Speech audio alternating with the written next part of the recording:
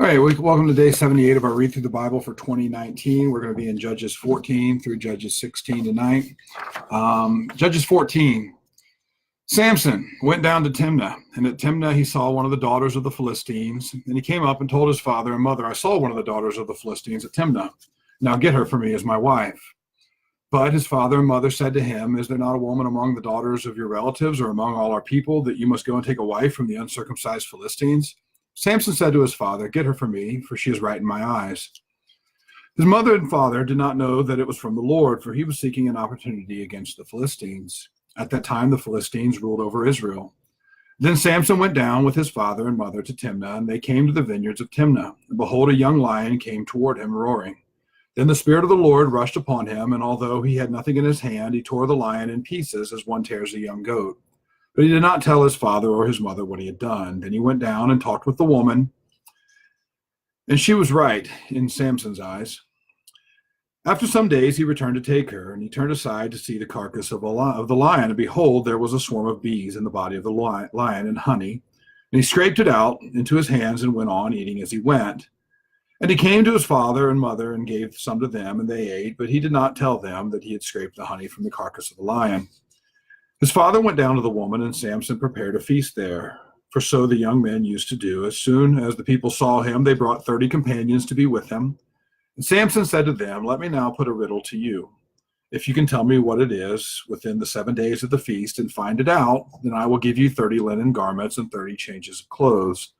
But if you cannot tell me what it is, then you shall give me 30 linen garments and 30 changes of clothes. And they said to him, Put your riddle, that we may hear it. And he said to them, Out of the eater came something to eat, and out of the strong came something sweet. And in 3 days they could not solve the riddle.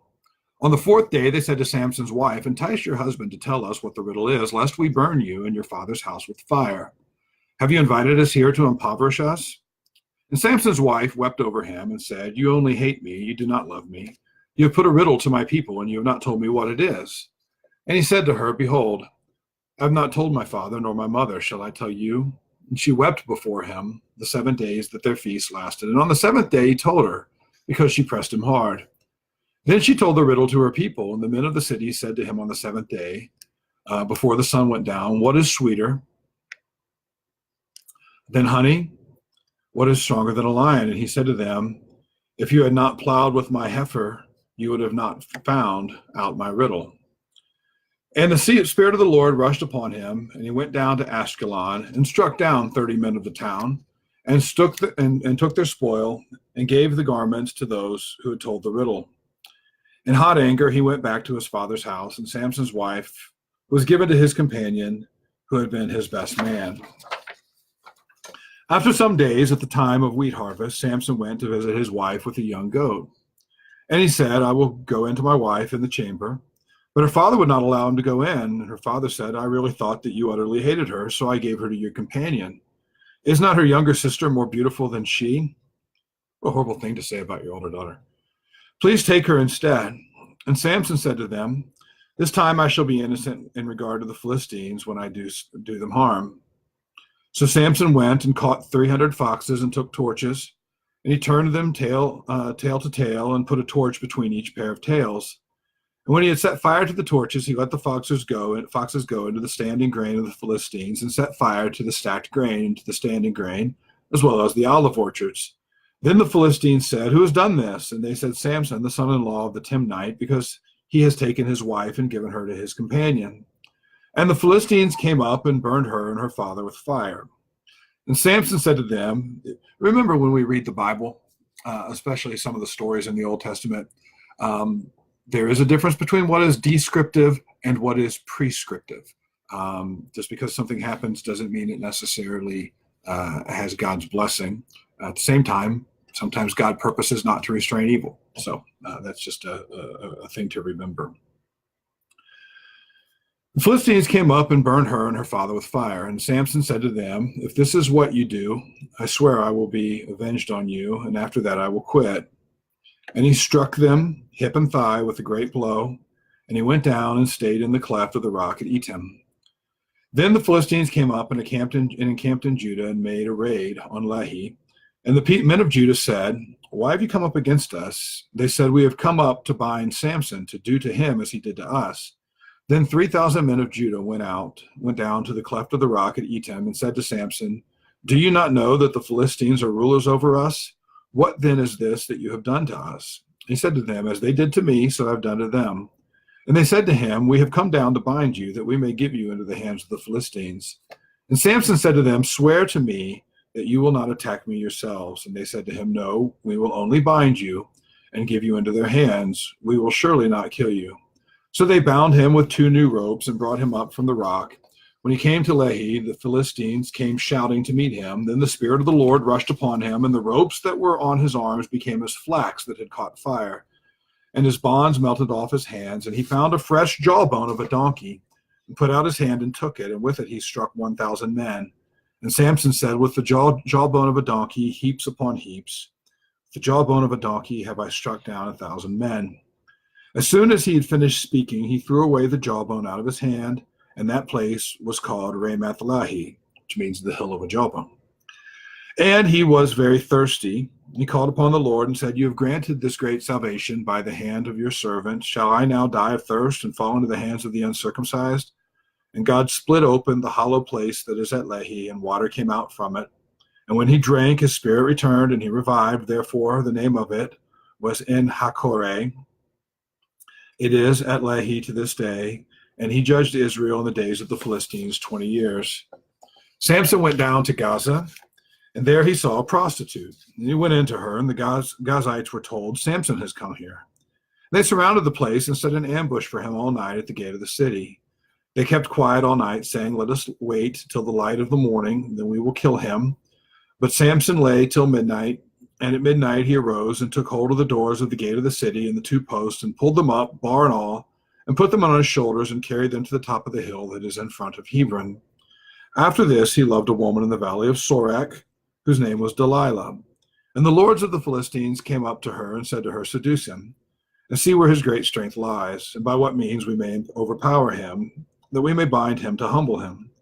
And we will give you 1,100 pieces of silver. We will each give you 1,100 pieces of silver." So Delilah said to Samson, "Please tell me where your great strength lies, and how you might be bound, that one could subdue you."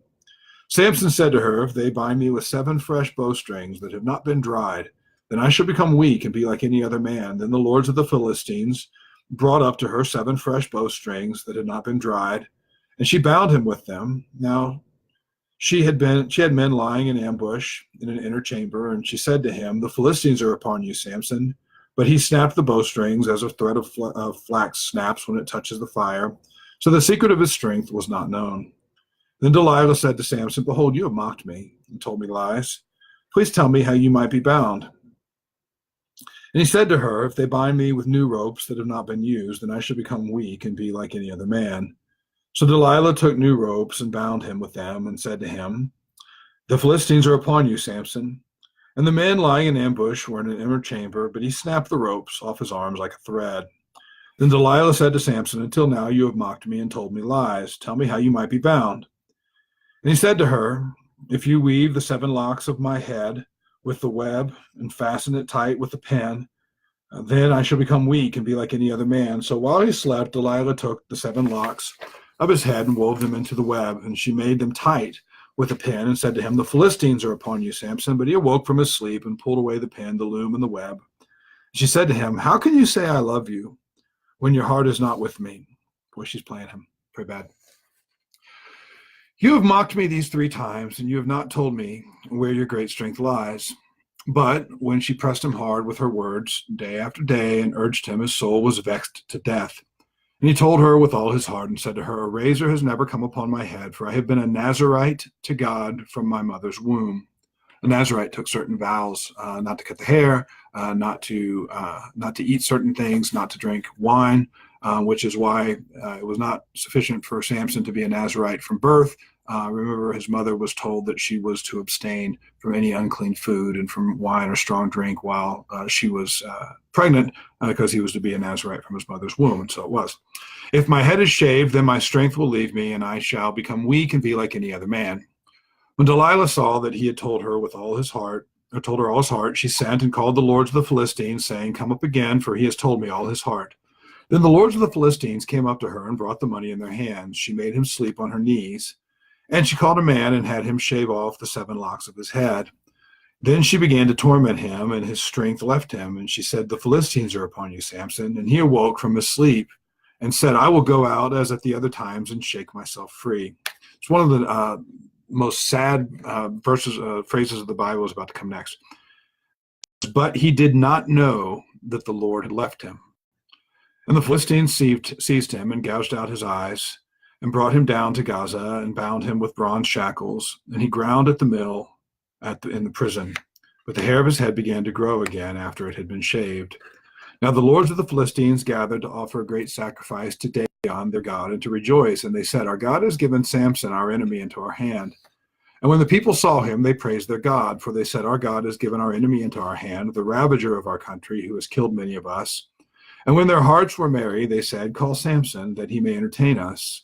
So they called Samson out of the prison, and he entertained them. They made him stand between the pillars. And Samson said to the young man who held him by the hand, "Let me feel the pillars on which the house rests, that I may lean against them." Now the house was full of men and women. All the lords of the Philistines were there, and on the roof there were about 3,000 men and women who looked on while Samson entertained. Then Samson called to the Lord and said, "O Lord God, please remember me, and please strengthen me only this once, O God, that I may be avenged on the Philistines for my 2 eyes. O God, that I may be avenged for my 2 eyes." And Samson grasped the 2 middle pillars on which the house rested, and he leaned his weight against them, his right hand on the one, his left hand on the other. And Samson said, "Let me die with the Philistines." Then he bowed with all his strength, and the house fell upon the lords and upon the people who were in it. So the dead whom he killed at his death were more than those whom he had killed during his life. Then his brothers and all his family came down and took him and brought him up and buried him between Zorah and Eshtaol in the tomb of Manoah his father. He had judged Israel 20 years. All right, that's the story of Samson. The lesson, many lessons to be learned. But one lesson to be learned from that is that as Christians, we are told that we're to know where our strength comes from spiritually, that we are to understand what it means to abide in Christ, that he might bring forth fruit in our lives. There's not many dangers worse than drifting, because when you drift, you don't know it. We see the sad state of Samson when it says he did not know that the Spirit of God had left him. He didn't know that the power was gone. And it is very possible for us, if we're not diligent in our prayer, in our study of the Word, in our meditation, in our fasting, the numerous disciplines, in our meeting together with other Christians, so that they might use their particular giftedness to encourage, enlighten, and uplift us, that it is a very serious reality to drift and not know it. And then you find yourself at a point in life where you realize acutely your need to draw upon the strength of God, and your capacity just simply isn't there. And so something to be thinking about, something to be praying about. And I will see you guys tomorrow for day 79.